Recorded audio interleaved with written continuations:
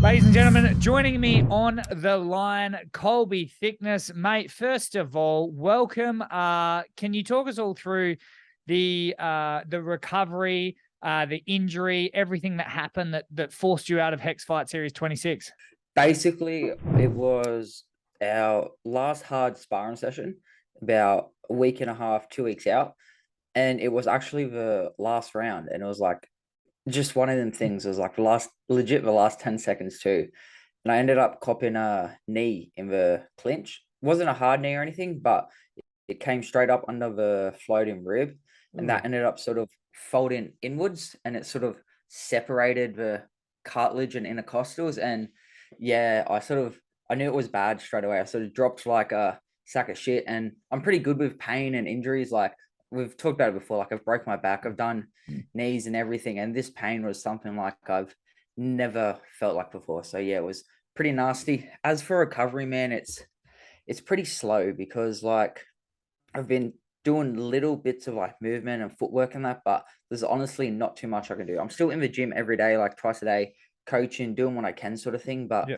realistically, like me still coaching, it's all getting two boys and I'm sort of walking them through the technique. Like I'm not still can't demonstrate or anything like that. So it's a sort of slow process to get back to 100%. Yeah, I was talking to your head coach, Joe Lopez of Freestyle Fight Gym, and he said that not often do you literally wince in pain, and he knew that as soon as you kind of went down, that it was going to be a big one. Yeah, well, a lot of people don't know this, but actually, back in January, the very first day of my fight camp for Michael Barber, we normally do about an 8-week camp. So I did a S&C Monday morning, and then I was rolling. And this is when we had like Brad Riddell and everybody in. And I did a round just with Brad, nothing crazy. And he had my hip, and I inverted to turtle position, I think. It was a half guard, one of them two. And I felt like a guitar string down my ribs. And it was pretty painful, but I ended up keep grappling through it. I did a round with Amina straight after it, actually, and I felt all right. Then me and Volk did a round after that, and he grabbed me, and it was like pretty tender then, so I stopped.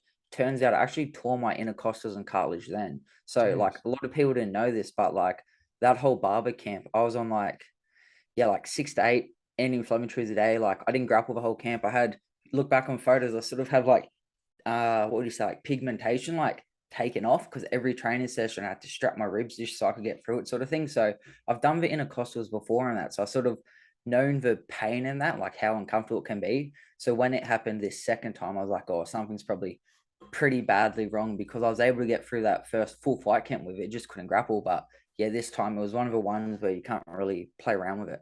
Was it the same intercostal, like the Yeah, same yeah. floating It rib? just obviously it was. So I did the full fight camp. I got through that all right. Didn't grapple. Like I was able to drill a couple of situations. I got through to the fight, and I think purely was some. I got through the fight pretty good, but then I was back in the gym Monday, and I think just that not giving it the time to heal. Like hard camp, fight, back in the gym. 2 days later, another 12-week camp, and then it was just one of them things where I think it was almost like the straw that breaks the camel's back because I had a couple of flare-ups actually during the camp. So I was like avoided the grappling situations and that. And then I thought it was all good. And then it's always that one, you're like, oh, I'll just do one more round sort of thing. Won't worry about it. Won't be too bad. And then last 10 seconds happen. You're like, oh, fuck. But it is what it is. And like, talk us through. Obviously, your entire life is fighting. So when you have to pull out of a fight, obviously the emotions would be high. Where are you at mentally when you have to make the call to pull out of a fight? So that happened on the Saturday. I went straight to get a x-ray just to make sure nothing was sort of too broken or like protruding or stuff like This that. is The 1 week out of the x-ray fight. came. One week out from the fight, yeah? Yeah, yeah, yeah. Oh, about 10 days. Yep. Yeah. And then so yeah, the sparring session on a Saturday. And then so X-ray was good. But then the next day was actually Mother's Day. And yeah, I was in like I legit like obviously you meant to try and spend time with your family and that, bro. I legit went from my bed behind me down to the couch and I'd laid on my back for like for the full 24 hours. Like I was barely moving. Like I'd have to if I went to talk to anybody, it was no rotation. It was like I'd have to turn my body to speak. Like wasn't able to drive for a couple of days, so it was pretty nasty sort of thing.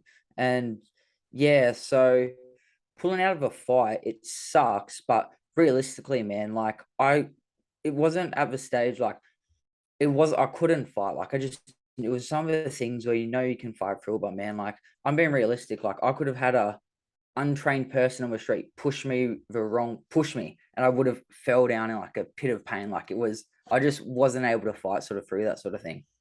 Yeah. Now, mate, no one's obviously ever questioned your toughness. If anything, it's almost the other way around. Like you are supremely talented, but your biggest rival is injuries. Is there anything that you're doing? I mean, like you've had your back, your neck, your intercostal, a plethora of concussions, and you're 23. Like, what are you doing to sort of mitigate? Because if you go at this rate, yeah, your talent, you could be in the UFC. I mean, look, I know people that were talking about there was a potential for you even to skip the entire line and get the UFC Sydney card. Like that's how high people are on you. Mhm.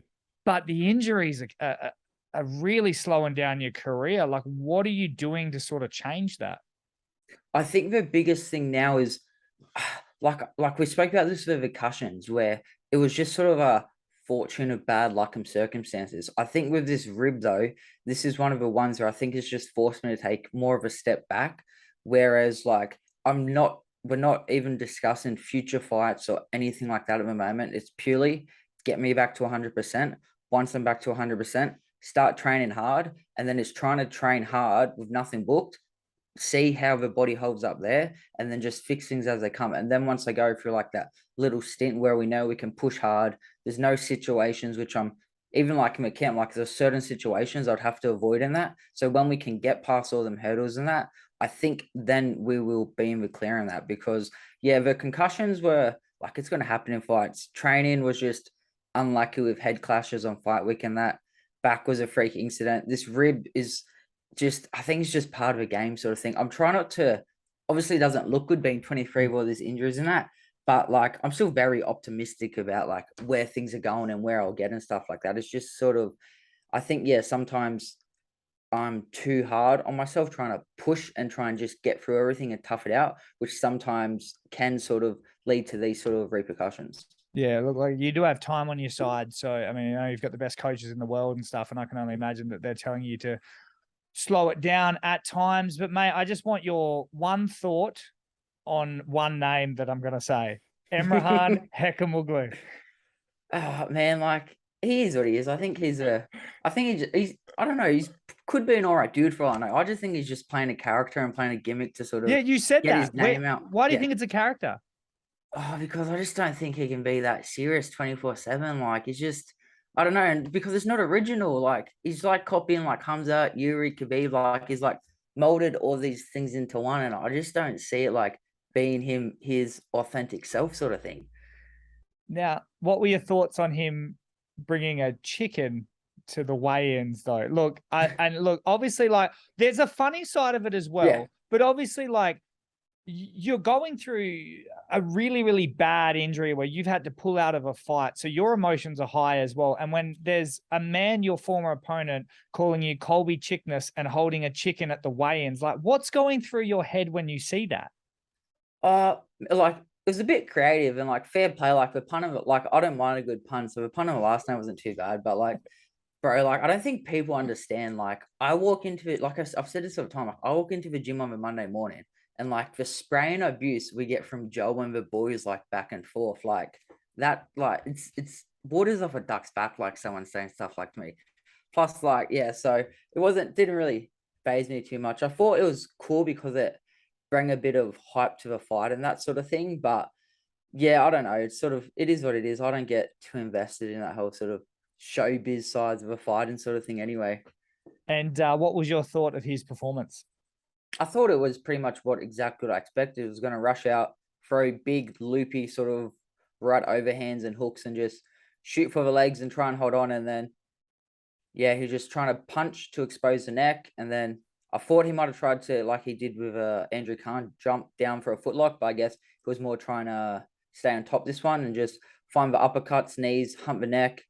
Got put on his back pretty easily, I'll be honest, from a guillotine because he didn't really have the correct positioning. So yeah, like fair play to him. He won the fight, but I wasn't, yeah, impressed or sort of nothing I didn't expect he was going to do sort of thing, to be honest. And what were your thoughts on your teammate, Justin Van Heerden, exposing the record and essentially chasing it down? So instead of him being 3-0, he's now 3-1. Like, what was your thoughts on all of that? Oh, so I knew about that knockout loss pretty much because like as soon as the fight got booked, I just did like a quick Google search and the sort of his fight in that came up and I was like, oh, that's weird. So I typed his opponent's name into MMA Core and I'm like, oh, he lost. So I didn't care about it. I was actually gonna save it as ammunition of a Wayne's who's gonna say anything as he's going my face. So I was like, oh, I just hope you're not gonna wipe this knockout loss off your record like your other one back in 2017. But then obviously that chicken shit came up. So I'm like, oh, I can't really say anything to him now. So I just put it online and like, because I didn't have Insta at the time. So I just jumped on my laptop, left that comment, jumped off. And then I went to the gym like that Saturday and it was like all of this shit. And Justin shows me like they've changed his record and everything. I was like, oh, cool. Like, I don't care that much about it. I was hoping I was going to get like a zinger on him at Wayne sort of thing, but it is what it is, I guess. I guess that's what happened when you, try and lie about your record. Now, do you want that? Oh, I know we're not talking about future fights. You've got a big road of recovery, but do you want that fight in the future? Mate, well, 100%. 100%. Yeah, that will be my first fight back. Okay. So yeah. I love that you're such a sweet kid, but I can tell it's in there and it's the one you want. Yeah. There's a lot of motivation going in this one. And before I let you go, just is there anything that you wish you could have said to your supporters, your teammates, your coaches, and whatnot, and everyone that wanted to watch you fight that you didn't get a chance to say? Oh, like I know there's no need for me to apologize, but I always willingly like, just sorry for like how the circumstances played out. Like there's a lot of sponsors that got behind this fight. There's a lot of work and preparation that goes behind the scenes, like family supporting, friends supporting, teammates and that. So I think that's the biggest thing that when something like that happens, you have to pull out. It's like, I'm obviously devastated that I can't fight, but I feel like me fighting and winning and showcasing what I can do is like the way I'm able to give back and show everybody like, this is what you get for believing in me. Like I'm able to sort of get your friends around to watch your fight, your family's over the moon. It's like, that's the way I can give back for what I do. Cause it's a pretty, selfish sport at times. So with that being taken away, it sort of felt like, all these people are investing all this in me. And I just sort of took the last 12 weeks and I wasn't able to give anything back. But I'm sure that's probably not how they think. But it's just that this next one's going to have fucking 36 weeks worth of that back into it. So just on to the next one at this stage. I love it. So August, Hex card, yes or no? Oh, honestly, man, it's day by day. Like I said, like my training's still super limited at the moment. It's pretty much, I do like to sort of get longer term goals in recovery, but I find sometimes it takes like a bit away from the day-to-day process because who knows, I could be going good in 4 weeks and I think it's healed and then something minor happens and it set me back 2 weeks sort of thing. So right now, my focus is purely day by day. Not saying that's out of the question, but it's pretty much just going to be like, all right, things have looking good. The body's holding up well. Everything's good. Ticked all boxes, physios, everything thinks I'm good to go. And then we're going to start to look from there. Awesome, mate. All right. Well, thank you for taking the time. And obviously I wish you the best of luck and everyone is behind you in not just your career, but your health. So thanks, Legend. mate. Thanks for having me on, bro. Take it easy, brother. Appreciate it, man. Cheers.